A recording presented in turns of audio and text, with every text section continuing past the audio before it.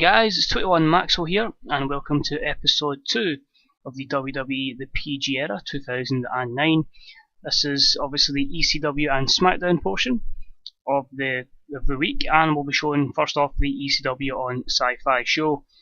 Now we'll have an hour to work with, thankfully, for a bit of star power because they are the tag team champions. Chris Jericho and the Big Show are open to appearing on all three brands, so that allows me to utilise Chris Jericho's talents on pretty much every show to help elevate some more talent. So it is only 9 segments as it is an hour. I say we'll continue that feud between Christian and William Regal, at the same time push some lower talents and hopefully at the same time get some talents elevated by facing Chris Jericho. Where are we going to book this week's episode? Well, we're in the Great Lakes, we're in the Tri-State the last time. Let's go somewhere like the Northwest. You know, I kind of neglected that in the say with TNA. So just working in these kind of places, we'll see what we can get. We'll see nothing. Oh dear, this isn't good. There isn't really any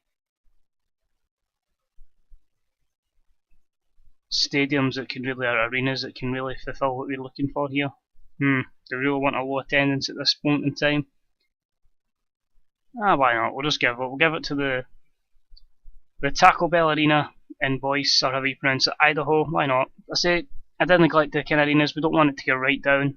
We'll keep every area on the map hot.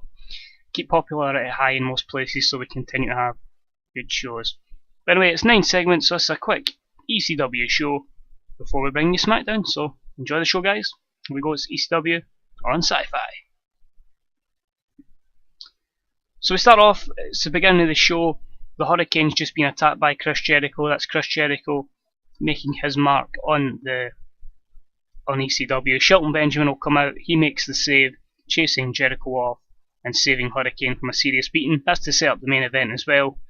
And it gives us a 73B to start the show, hopefully using Jericho's star power alongside Shelton Benjamin to really push home on that opening segment.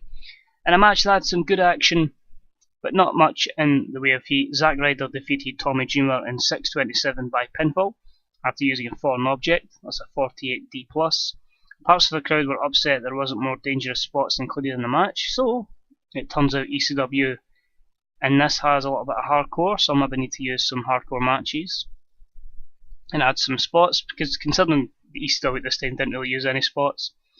But Zack Ryder is improving performance skills, so is Tommy Dreamer. And it's just to start the evolution of woo woo woo, you know it. So I say we'll work on that in future episodes. I wasn't actually sure what the script was with ECW, but again, you learn for the mod as you play, and we know that's there in the future. Next up, tonight on the Abraham Washington show, it was the Dude Busters who were being interviewed on it.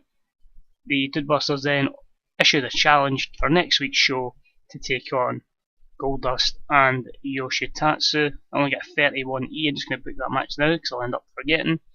It's a simple 2-on-2 match next week, and it's going to be the Dude Busters again, because Goldust and Yoshitatsu were kind of like an occasional tag team at that moment in time, and pretty much the only other wrestlers I've got available on ECW, so that's booked in. That'll be on next week's ECW, and that's a 31E+.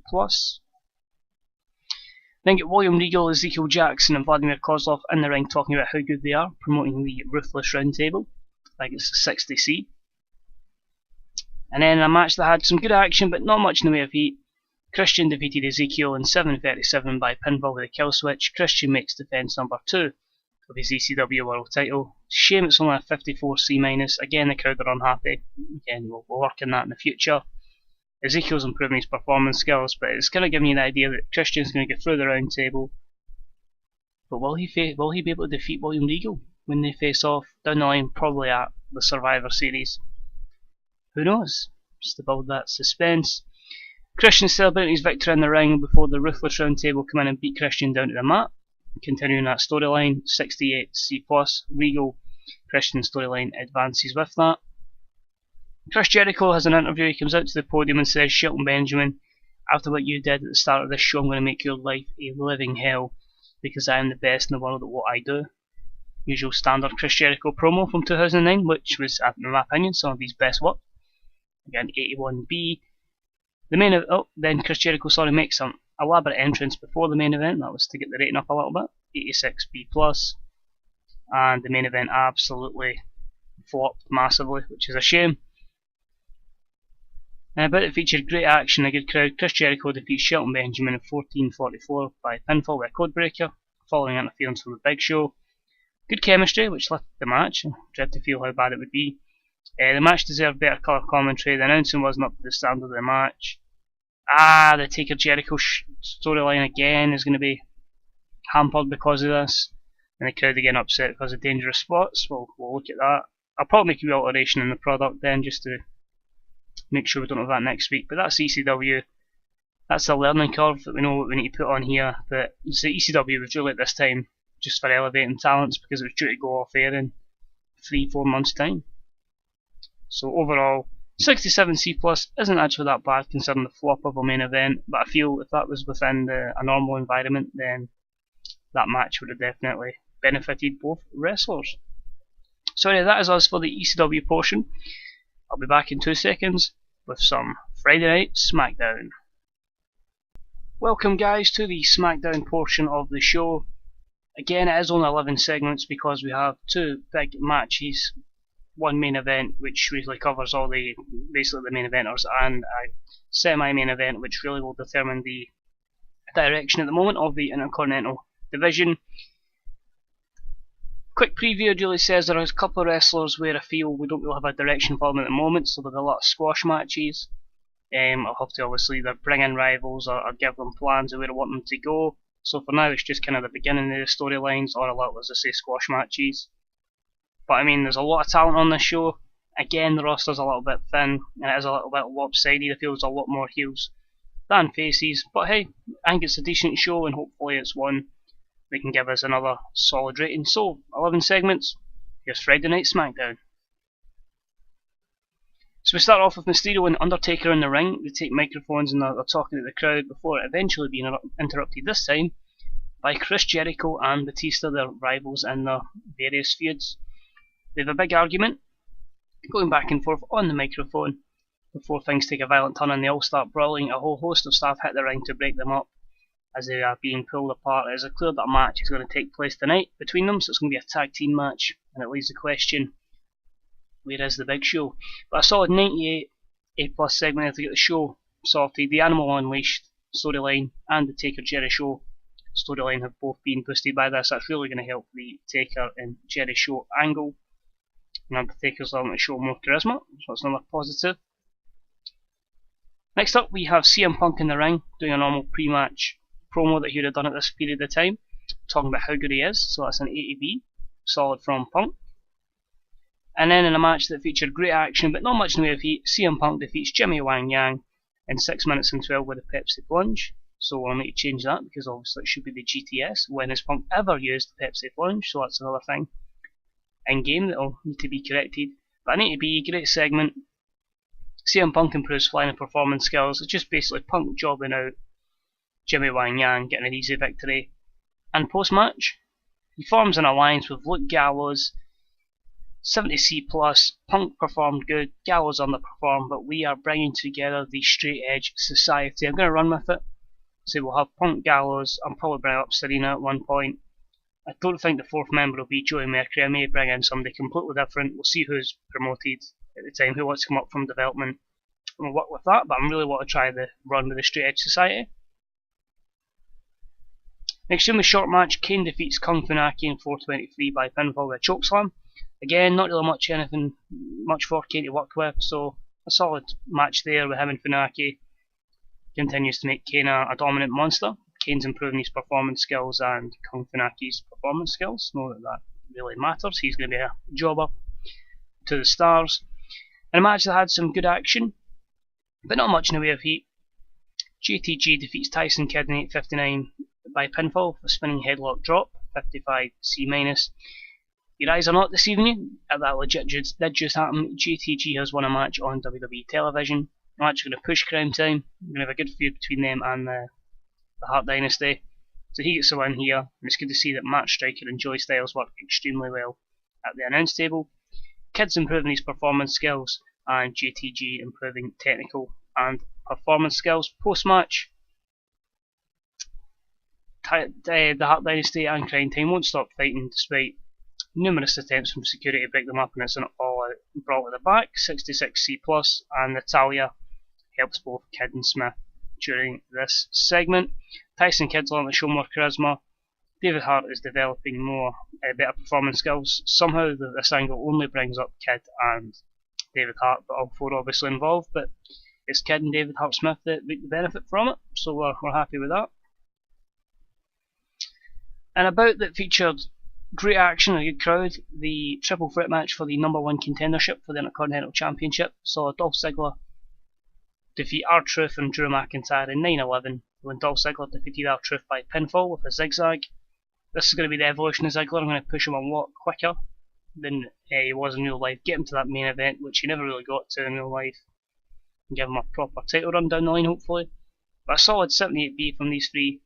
Truth's improving Rumble and technical, and Drew Max improving Rumble, technical and performance. Hopefully that means that Drew can hopefully be a solid main event player here. We'll hopefully build him into that. The cameras remain focused on the ring where Dolph Ziggler and John Morrison engage in a tension-filled stare down. Neither gives ground. The Intercontinental storyline progresses with this segment, and it's a solid 78B rated segment, which is great as well.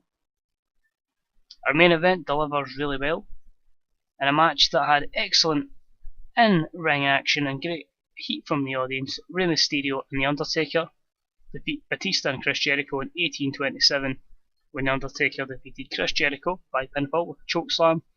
87B+. Batista and Chris Jericho don't work well as a team. I'll say it was a one-off match where they tagged together.